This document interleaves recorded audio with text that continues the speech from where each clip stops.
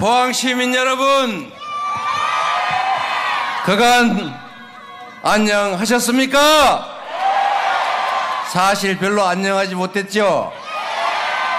요즘은 밤새 안녕하셨습니까? 라고 물어봐야 될지도 모르는 그런 불안한 세상이 됐습니다. 그럼에도 불구하고 경북의 아들 더불어민주당의 대통령 후보 이재명 여러분께 인사드리겠습니다.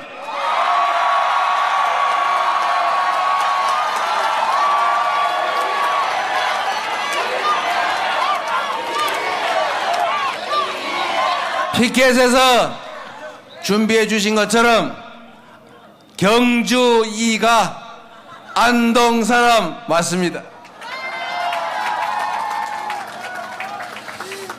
포항의 옛 지명이 영일이었다고 하더군요. 해를 맞이하는 곳, 가장 먼저 해가 뜨는 곳 맞습니까? 그 이름에 걸맞게 이곳 포항은 대한민국 현대사에 첫 발을 디딘 대한민국의 산업화의 뿌리를 만든 포항제철이 있던 곳 맞죠? 지금도 중국 때문에 힘들긴 하지만 그래도 우리 포항의 경제를 든든하게 책임지고 있지 않습니까? 힘들긴 하죠, 여러분. 포항제철만큼 우리의 삶도 대한민국의 미래도 힘들긴 하지만 지금까지 여러분이 작년 12월 3일 내란을 이겨냈던 것처럼 그 엄청난 저력으로 이 위기도 이겨내고 희망 있는 새로운 나라, 희망 섞인 미래를 향해 힘껏 함께 나아가야 하지 않겠습니까?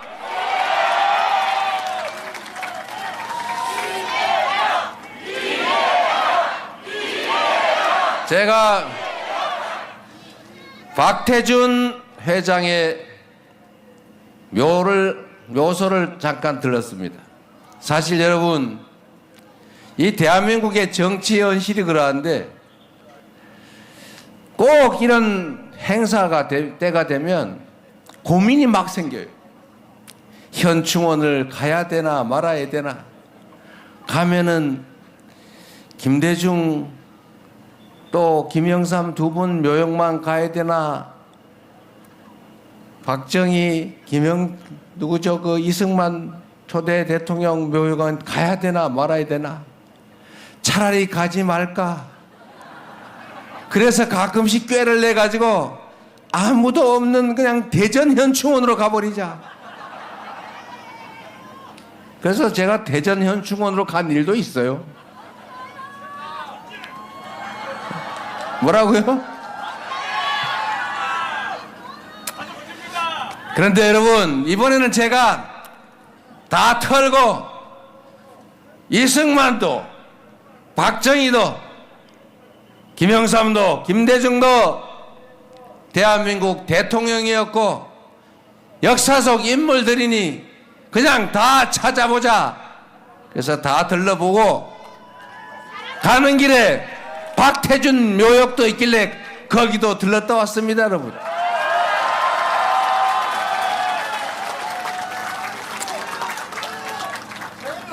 우리 빨간 풍선 많이 들고 안 다니고 다 파란 풍선인데 앞으로는 해병대도 있는데 빨간색도 좀 들고 다닙시다. 제 신발에도 빨간색 들어있지 않습니까? 치만 잘 잡으면 되지. 뭐 까만 고양이면 어떻고 하얀 고양이면 어떻고 얼룩 고양이인들 뭔 상관이 있겠습니까? 아니 그렇습니까? 지금 대한민국의 가장 심각한 문제는 먹고 사는 문제 아닙니까? 국민이 배부르고 등 따쓰고 행복하면 됐지 정치인들끼리 국민의 삶과 아무 관계없는 일로 네가 옳으니 내가 옳으니 네가 하는 거니까 옳든 그르든 무조건 싫어, 이렇게 하면 안 되겠죠. 국민들 중에 일부는 안 믿으시지만 우리는 최소한 그러지 않았는데, 주로 다른 쪽이 그러긴 한데, 그래도 손바닥이 이렇게 해서 소리 안 나고 이렇게 해야 소리 나지 않습니까? 우리의 책임도 저의 책임도 있지요. 우리가 지금보다는 좀 더 유능하고 좀 더 철저했으면, 더 힘이 있었으면 좋았겠지요. 그래서 3년 전 그날에 우리가 지지 않았더라면 이 고통도 혼란도 조금은 적어졌을 거다, 이렇게 생각하면서 그 패배조차도 결국은 이재명과 우리 민주당의 책임이다, 그렇게 생각합니다, 여러분. 그래서 앞으로는 지지 않기 위해서, 후퇴하지 않기 위해서 오로지 국민만을 기준으로 모든 가능한 수단과 정책을 다 찾아서 쓰기로 했습니다. 왼쪽 오른쪽 보수 진보 빨간색 파란색 영남 호남 가릴 거 뭐 있냐? 오로지 국민들의 더 나은 삶을 위해서, 대한민국의 더 나은 미래를 위해서 작은 차이를 넘어 모두가 함께 힘을 합치고 희망의 미래를 향해서 함께 나아가자, 그게 우리가 가야 할 길이다, 이렇게 생각하기로 했습니다. 잘했지 않습니까, 여러분?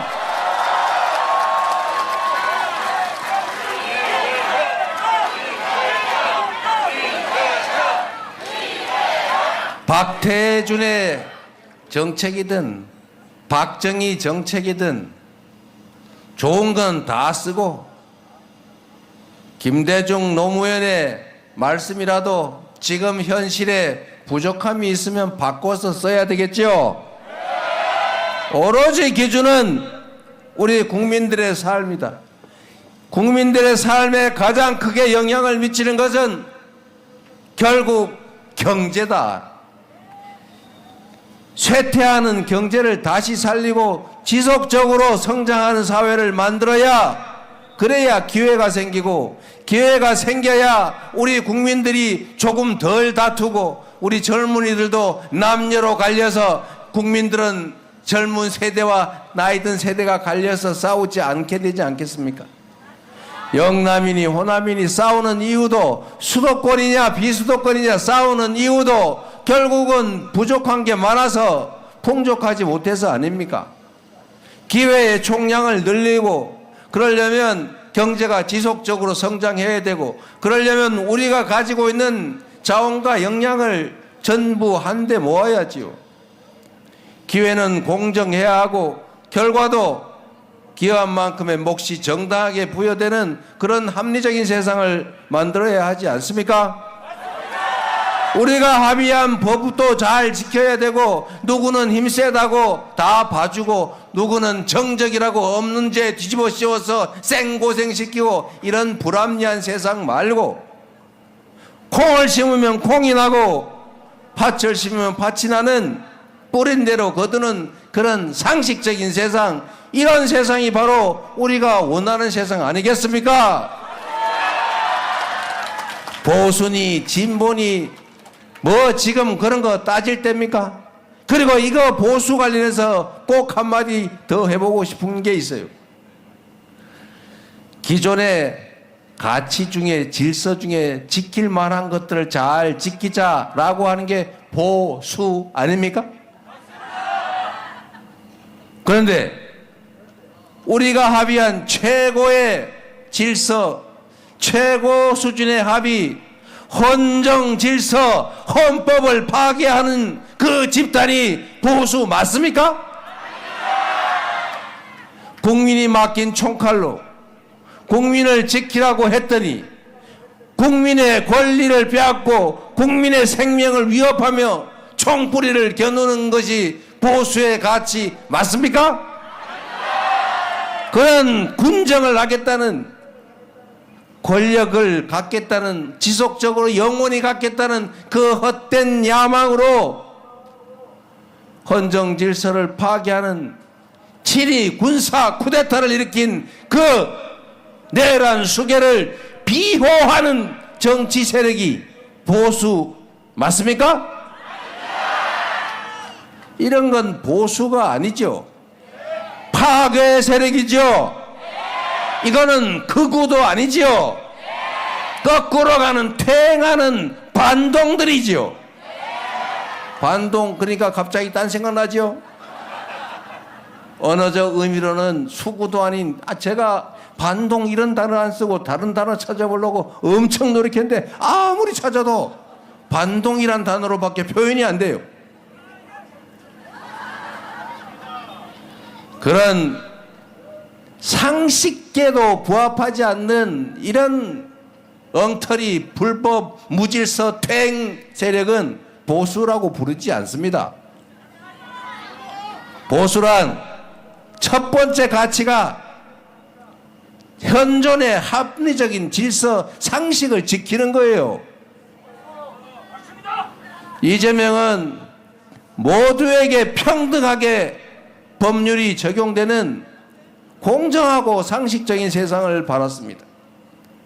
제가 기존의 질서와 가치를 깨고 새로운 질서와 가치를 만들자고 했으면 진보, 누구 말 담았다나 극좌일지도 모르죠. 그러나 저는 기존의 질서를 깨자고 한 일이 없어요. 여러분이 가진 생각처럼 우리가 국회에서 합의한 법률이 지켜지고 우리가 초등학교에서 배운 상식이 지켜지는 그런 합리적인 세상, 그냥 모든 사람이 그래 그게 맞아 라고 생각되는 대로 예측되는 그런 합리적인 사회를 우리는 꿈꾸지 않습니까? 이런 게 진짜 보수입니다, 여러분. 그들은 보수를 참칭하는 반동 세력이에요. 상식과 비상식이 경쟁하는 이상한 아직 미완의 사회에서 비상식 세력이 보수를 참칭하고 그냥 상식적인 보수적인 세력이 진보라고 불리고 있는 것입니다. 이제 좀 제사지를 찾아야 되지 않겠습니까? 진짜 보수를 보수의 자리로 보내고 보수를 참칭하면서 보수의 자리를 점거하고 있던 그들을 극우의 자리로 밀어내고 진정한 보수와 합리적인 진보 개혁 세력이 경쟁하는 그런 상식적인 사회를 만들어야 하지 않겠습니까? 이번이 그 상식적인 사회로 가는 첫 출발점 6월 3일이 될 것입니다. 여러분은 그 역사를 만드는 주체가 될 것이고 후세에 대한민국의 역사적 순간을 함께했던 그런 위대한 사람들로 기록될 것입니다. 자부심을 가지고 자신감을 가지고 힘을 냅시다, 여러분.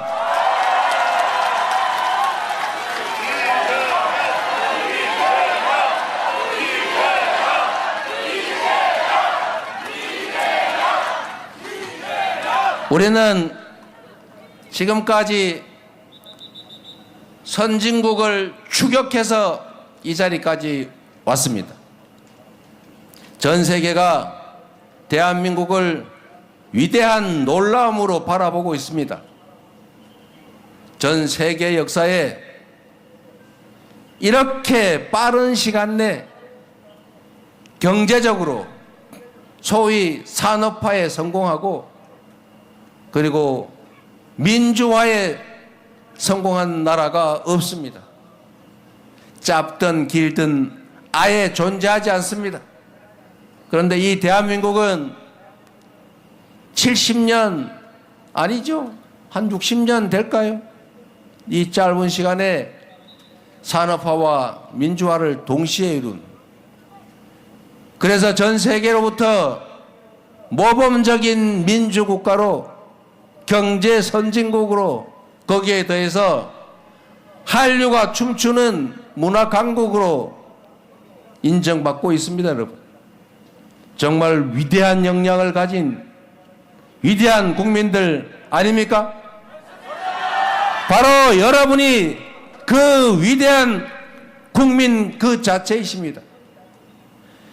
전 세계 역사에 피 한 방울 흘리지 않고 촛불 들고 응원봉 들고 현실 권력을 권좌에서 끌어내린, 단 한 방울로 피도 흘리지 않은 무혈의 평화혁명을 세상에 8년 만에 2번씩이나 해내는 이런 위대한 국민들은 전 세계사에 과거에도 현재에도 미래에도 없었고 없고 없을 것입니다. 이 위대한 국민들이 깎어 이 작은 위기를 이겨내지 못하겠습니까? 경제적이든 정치적이든 모든 어려움들을 우리가 이겨내고 오늘보다는 내일이 확실히 나을 것이다, 나의 삶보다는 내 자녀들이 더 행복한 삶을 살게 될 것이라고 믿어지는 그런 희망 있는 나라, 출생률도 1.5 정도는 회복하는 그런 정상적인 나라로 반드시 돌아가야 하지 않겠습니까? 여러분은 할 수 있습니다. 우리는 해야 합니다. 자신 있습니까, 여러분? 이 위대한 변화를 만들어낼 사람이 누구라고요?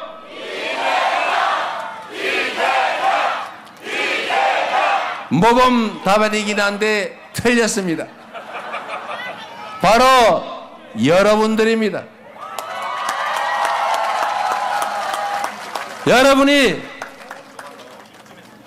여러분의 삶을 위하여 쓸 유용하고도 충직한 도구 일꾼으로 저 이재명을 써주시면 여러분의 삶에 도움이 되는 방향으로 확실하게 나라를 바꿔 보겠습니다, 여러분.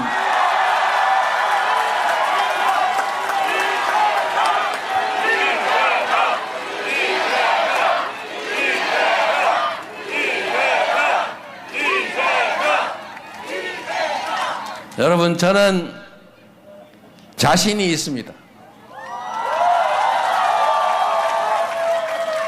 한 사람의 공직자가 얼마나 큰 변화를 만들어낼 수 있는지를 우리는 역사 속에서도 보았습니다. 똑같은 조선에서 선조는 백성 수백만을 죽음으로 몰아넣고 산천을 초토화시켰지만 그 똑같은 조선에서 백성을 사랑했던 유능한 군주 정조는 조선을 동아시아 최대 부흥 국가로 만들었습니다. 똑같은 수군, 조선 수군을 가지고 원균은 패배를 거듭했지만 이순신은 24전, 24승이라고 하는 세계 해전사에 없는 승리를 일궈내며 조선을 지켰습니다. 누가 지휘하느냐, 누가 책임지느냐에 따라서 그 공동체의 운명이 결정되는 것을 우리는 보았습니다. 저는 똑같은 성남시 공무원으로 여러분도 성남시로 이사가자 이런 말씀들을 나눌 만큼 성남시를 바꿔냈고 경기도를 3년 만에 전국에서 가장 살기 좋다는 곳으로 인식되는 도정 만족도 1위 광역시도를 만들었습니다. 민주당도 3년 만에 진짜 민주당으로 바뀌지 않았습니까, 여러분? 무슨 일극체제 뭐 어쩌고 하는데 당이 리더십을 가지고 당원들과 똘똘 뭉쳐서 이렇게 잘 싸워서 총선 대승하고 나라 살림 맡길만 하다 국민이 믿게 했으면 되지. 어느 정당처럼 콩가루 집안 돼가지고 저렇게 하루 종일 싸우고 퇴행하고 그러면 되겠습니까? 민주당이 갈갈이 쪼개져서 내부 분란으로 싸우면 그들 입장에선 좋을지 모르겠으나 당이 당대표 중심으로 단단하게 뭉치고 할 말 다 하고 그리고 역량이 있으면 나라의 살림을 책임질만 하면 잘한 거 아닙니까 여러분? 그래서 이재명을 여러분이 민주당의 대선 후보로 그리고 여기 오신 분들은 대한민국을 책임질 만한 대통령감이다 이렇게 생각해 주시는 거 아닙니까? 100만의 국가 공무원들 그들의 역량을 10분 발휘해서 지금과는 완전히 다른 대한민국을 확실하게 보여드릴 자신이 있습니다 여러분.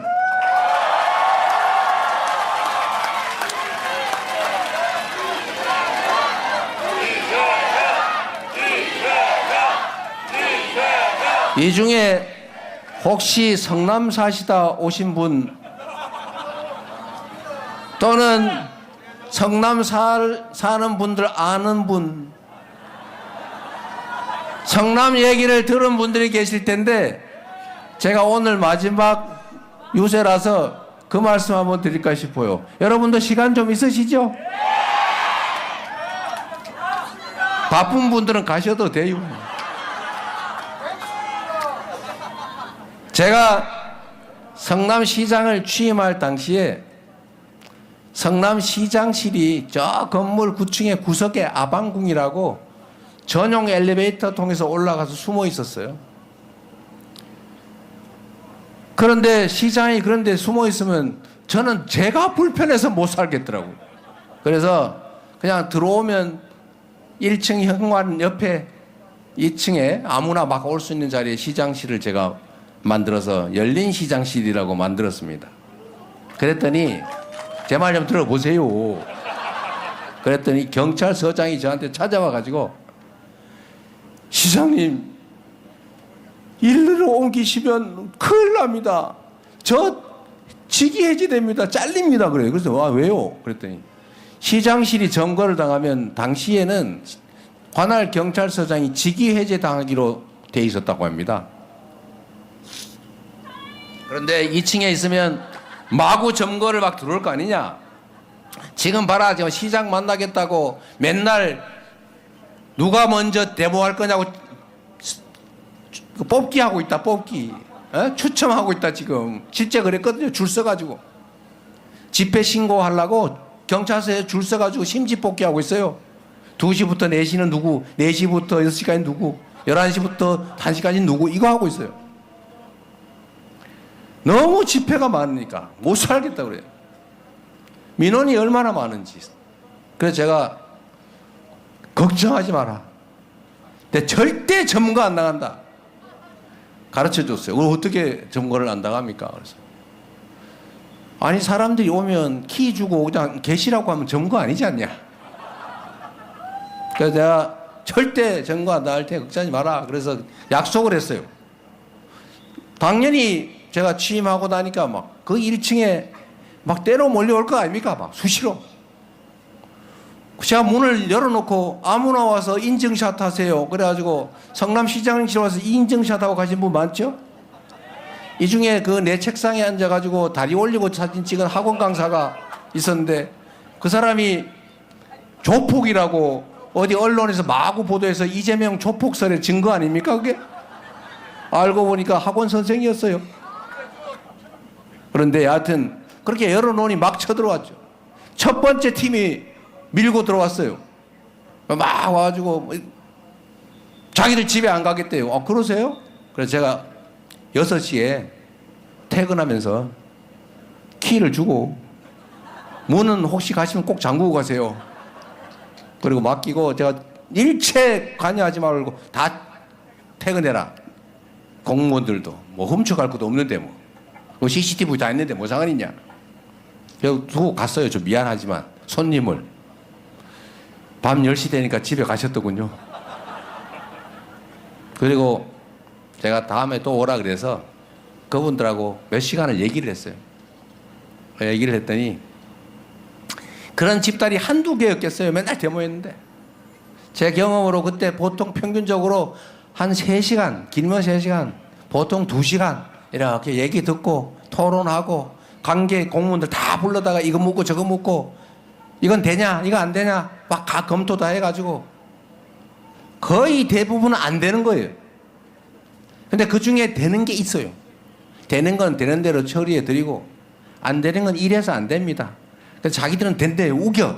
그러면 변호사 법률가들한테 물어가지고 진짜 되면 해드릴 테니까 다시 오세요. 뭐가 물어보고 결국은 다 이렇게 대화를 하고 나서 나중에 거의 대부분은 저한테 울면서 고맙다고 박수 치고 왔어요. 그래서 성남시가 한 몇 달 지나니까 조용해졌어요. 쳐들어오는 사람이 없어요. 왜 쳐들어오냐? 그냥 메일로 써라. 제가 그랬어요. 100명이 꽹가리를 치면서 쳐들어오는 거나 한 명이 메일로 쓰는 거나 똑같이 취급한다. 그냥 말로 해도 되는 거 주목을 하면 오히려 불이익 주겠다. 시끄러우니까. 그래서 제가 실제로 똑같이 취급해 줬어요. 메일로 들어오는 것도 다 제가 검토해가지고 관계 부서에 다 주고 다 검토해서 보고받았어요. 대개는 그 사람들의 입장은 그런 겁니다.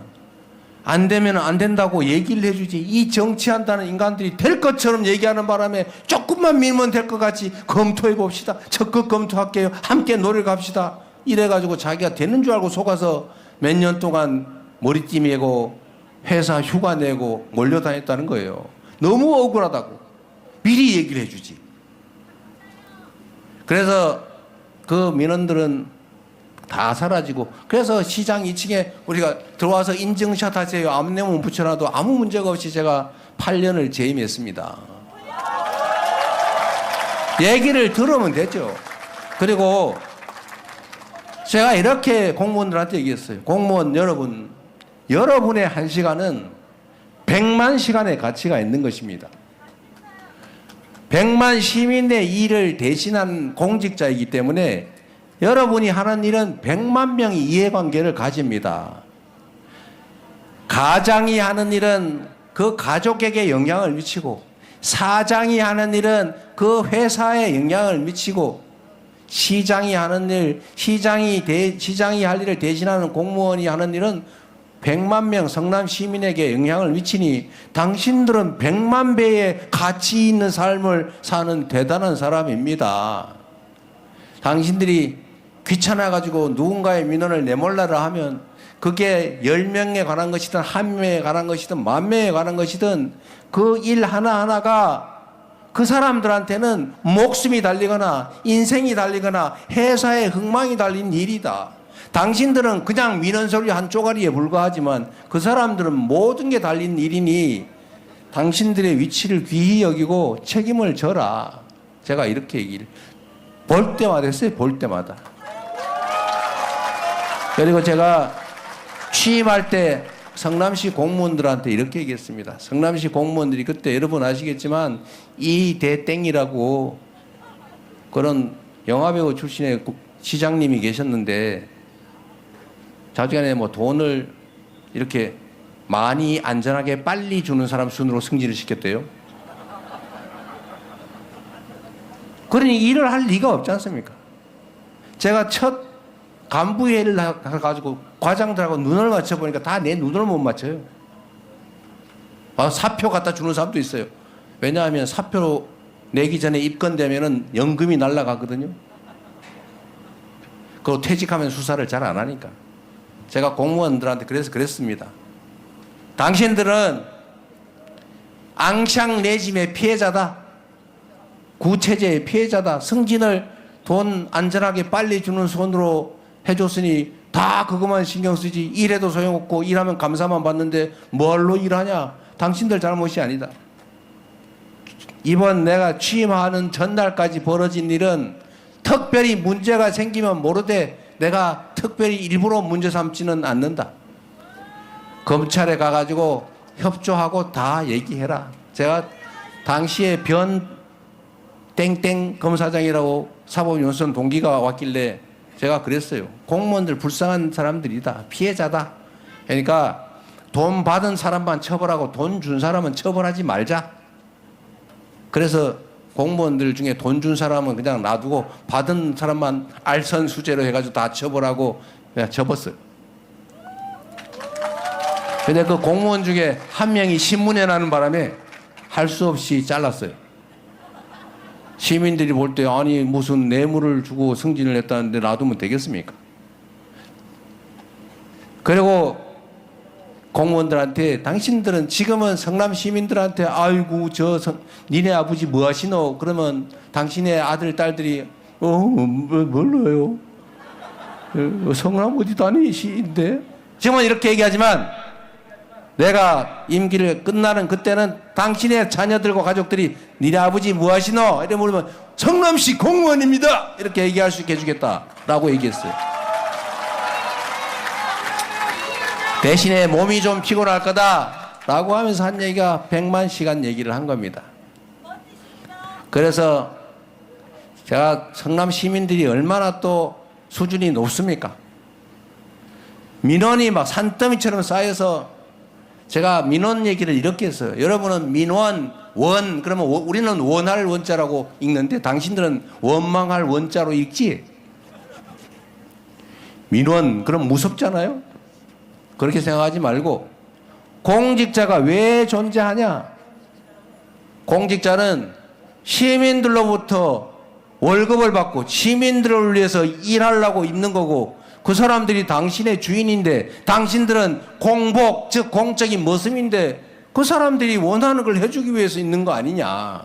민원을 귀찮은 거, 무서운 거 이렇게 하지 말고 우리가 해줘야 될 사명이라고 생각하자.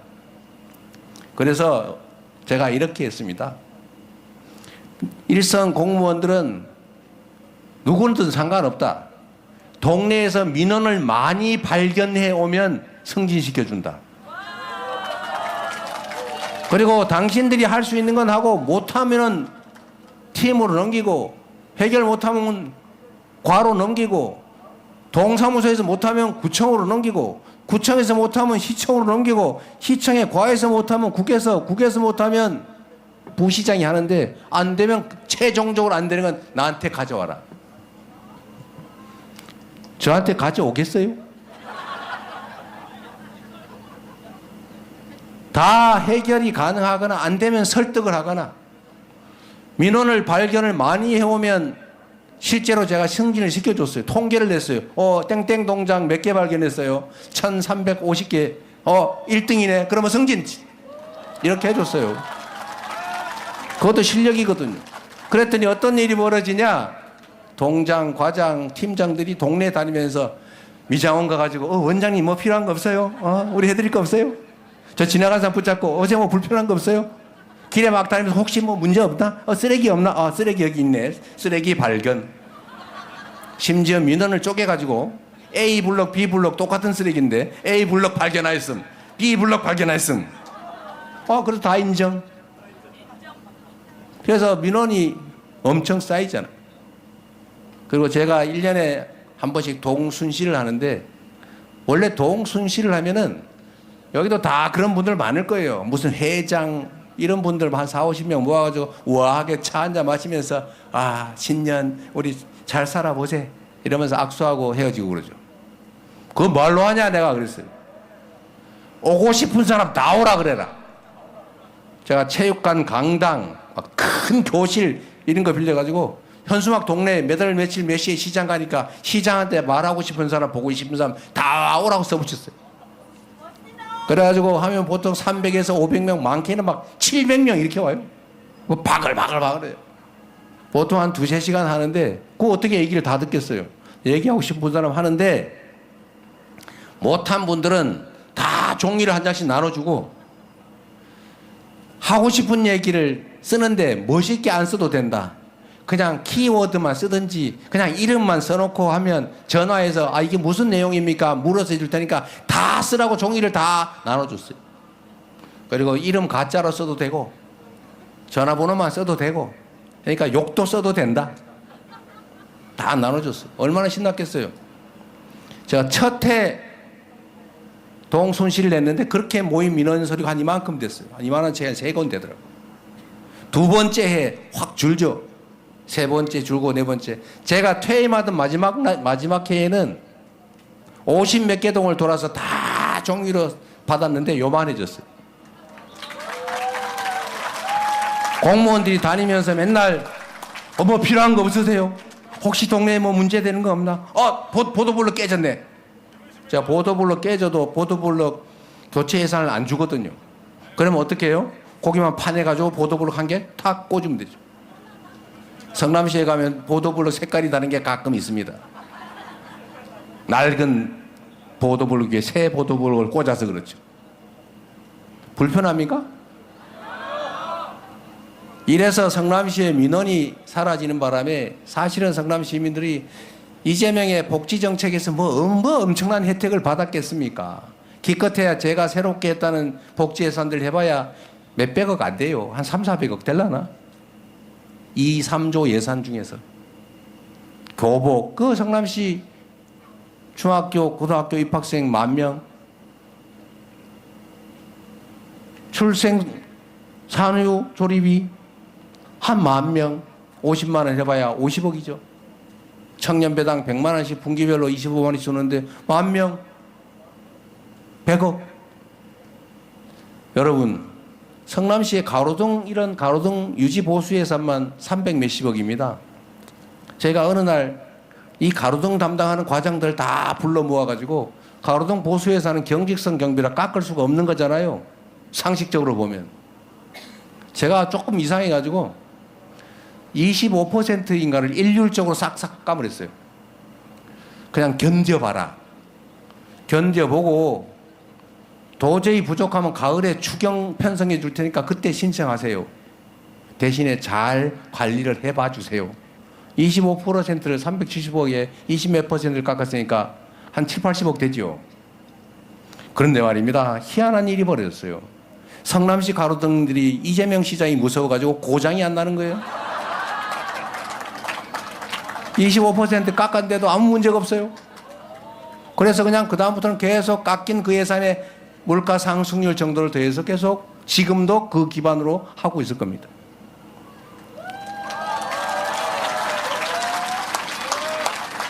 공직자가 하는 일은 하자면 끝이 없어요.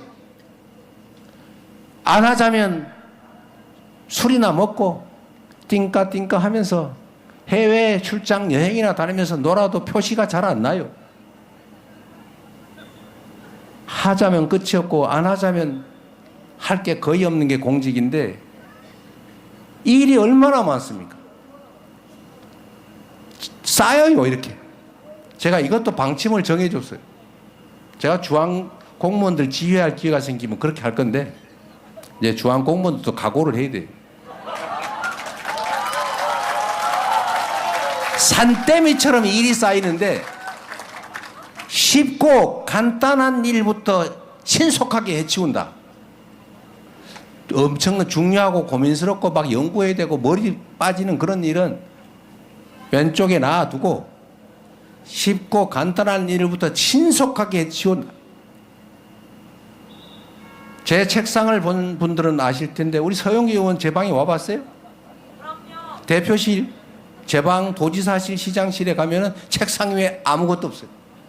깔끔합니다. 중요한 일은 맡겨놓으면 되죠. 내 책상에 일이 머무르는 일은 없어요. 그래서 실적이라고 하는 게 생기는 겁니다. 공적인 일이라고 하는 거는 작은 일을 많이 하면 성과가 쌓여요. 크고 거대한 일을 한 방에 화끈하게 해치우는 일 그런 거 잘 없어요. 그런 좋은 일 있으면 누가 했겠지. 놔뒀겠어요. 나 같은 사람 하라고. 일은 그런 거죠. 작은 일을 많이 하는 겁니다. 콩알 한 개 한 개 줍듯이 주워 모아서 열심히 주워 모으면 한가마 되는 거예요. 태클을 모아서 태산을 만드는 거죠. 100만 명이 10명에게 혜택되는 일을 한다면 1000만 개의 일을 하는 거예요. 그게 공직이죠. 박수 좀 크게 써주세요.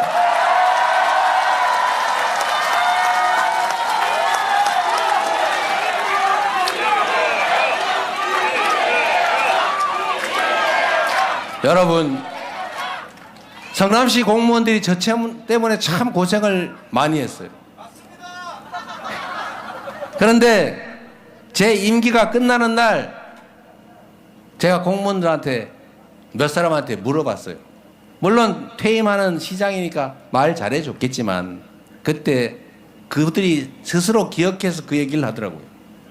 요즘은 동네 가면 시민들한테 칭찬받습니다. 우리 자식들이 아버지 자랑하고 다닙니다. 라고 얘기하더라고요. 자기도 성남시 공무원이라고 떳떳하게 얘기한대요. 지방 공무원들이 또 성남시 공무원 보면 박수 쳐준다더라고요. 실제로 있던 일인데 여긴 눈 잘 안 오죠? 눈이 오면 그날은 시장 군수 죽는 날입니다. 눈을 공무원들이 사실은 칩니다. 여러분들 잘 모를 거예요. 눈이 오면 공무원들이 총동원돼 가지고 눈을 치러 나갑니다. 그런데 우리 시민들은 그 사실을 잘 몰라요. 그리고 눈이 참 이게 희한한 게 왼쪽에서 눈을 쫙 쳐가지고 가면 저쪽 끝에 가면 왼쪽이 또 쌓여 있어요. 표시가 안 나요. 그래서 시민들은 보면 저것들이 아무것도 안 하고 말이야 맨날 논다 그래요. 그래서 제가 공무원들한테 그랬습니다. 우리가 공적 서비스를 하면 시민들한테 알려야 한다.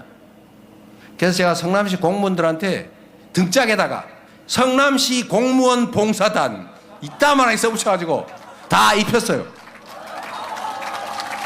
다 입혀가지고 눈 내리는 날 새벽 5시부터 6시부터 눈을 치러 나가거든요. 그 눈 치러 나가가지고 그냥 치지 말고 열심히 치면서 사진 찍어가지고 트위터에 올려라. 그러면 이재명 시장이 또 아침에 일어나가지고 어유 우리 땡땡 주무관 3살짜리 아기는 어떡하고 나오셨나요? 미안하네. 그러나 우리가 시민에 대한 봉사자 아닙니까? 이렇게 쓰고 막 또 트위터를 해놓으면 동네 소문이 다 날 거 아니에요. 그래서 공무원들이 아 눈을 치는구나 이걸 알게 된 거예요.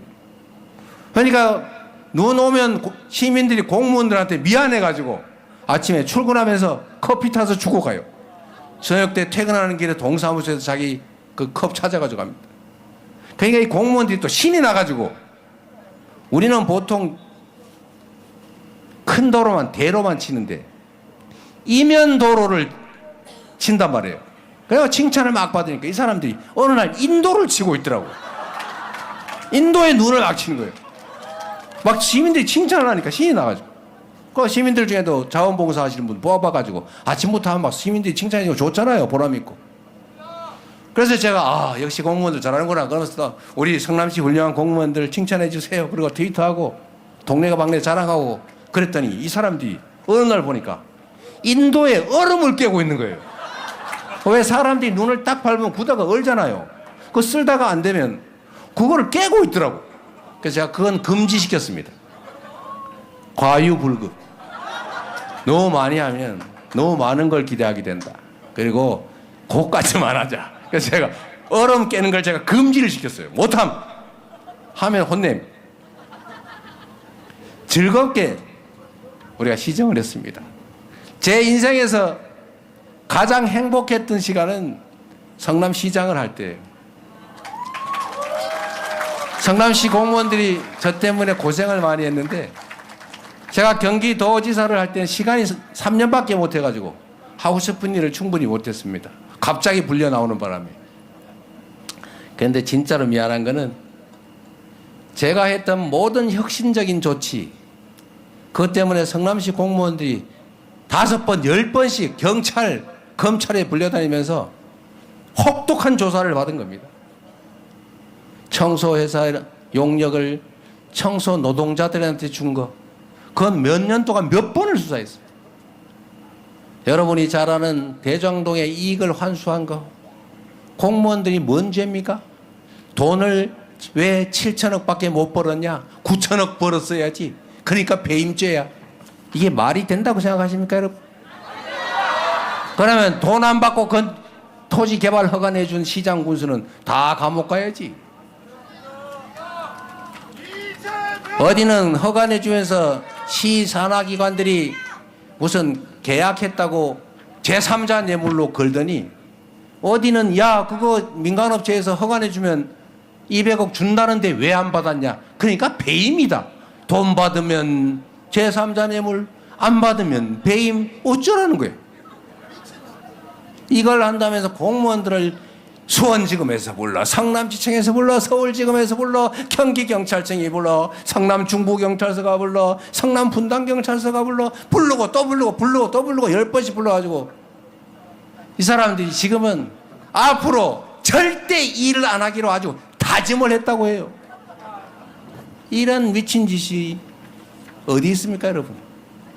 지금 대한민국 공무원들은 일하지 않아요. 옛날엔 여러분 복지부동이라 그랬잖아요. 요즘은 낙지부동이라고 쫙 붙어가지고 안 떨어져요. 이렇게 만들면 나라가 어떻게 되겠습니까? 정적을 괴롭히기 위해서, 전임 정부를 괴롭히기 위해서 온갖 걸 다 수사를 해가지고, 지금 전 세계 기후위기 때문에 재생에너지 부족으로 큰일 아닙니까?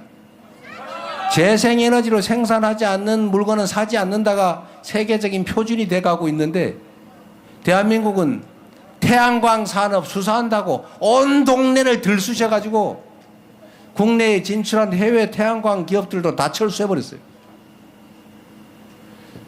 전 세계가 태양광 발전, 재생에너지 비중이 전체 에너지의 30%, 60%, 70% 이런데 대한민국은 이제 겨우 9%예요. 삼성전자 혼자 쓰기도 부족할 만큼의 재생에너지, 앞으로 더 늘릴 가망도 없어서 이제는 국내 글로벌 기업들이 생산기지를 해외로 옮기고 있습니다, 여러분. 이 나라 어떡할 거예요? 앞으로 일자리 어떻게 될 것 같습니까? 앞으로 대한민국의 산업경제 어떻게 되겠어요? 이제 공무원들이 일하고 이 편 내 편 가리지 말고 정말 국민들의 먹고 사는 문제를 해결하기 위해서 온 힘을 다 합쳐야 될 때입니다. 정치가 뭡니까, 여러분? 정치가 국민들 괴롭히라고, 국민들 지배하라고 있는 겁니까? 대통령이 왕입니까? 대통령이 통치자입니까, 여러분? 그냥 대한민국 공복, 국민의 모습 중에 제일 책임이 큰 대장 공복, 대장 모습, 옛날 말로 하면 마름, 이게 대통령 아닙니까, 여러분? 마름의 최대 덕목은 주인에게 충성하는 것입니다. 대통령의 최대 덕목은 국민을 존중하고 국민을 더 잘 살게 하는 것이고 국가를 안전하게 평화롭게 유지 발전시키는 것입니다. 준비된 유용한 국민의 일꾼, 준비된 대통령 누굽니까, 여러분? 이재명! 이재명! 이재명! 그렇게 생각해 주시니 진심으로 고맙습니다. 여러분 힘들지요? 절망스럽기도 하지만 말씀드린 것처럼 무혈의 평화혁명을 2번씩이나 해낸 위대한 대한 국민들 아닙니까? 그런 난관들도 다 이겨왔고 기득권자들이 만든 이 역사적인 모든 위기들도 결국 백성의 힘으로, 국민의 힘으로 이겨왔습니다. 앞으로 우리가 맞이하게 될, 그리고 현재 맞이하고 있는 이 곤경과 위기도 우리의 단합된 힘으로 이겨내고 더 새로운 나라, 희망 섞인 나라 만들 수 있지 않습니까? 함께 갑시다, 여러분. 이재명! 이재명! 이재명! 할 일이 많은 시대입니다. 한반도 평화도 다시 구축해야 하고 망가져버린 외교도 다시 챙겨야 하고 피폐해진 민생도 다시 일으켜야 하고 마이너스 성장까지 빠져버린 경제도 다시 살려야 합니다. 이게 우리 지금 해야 될 일입니다.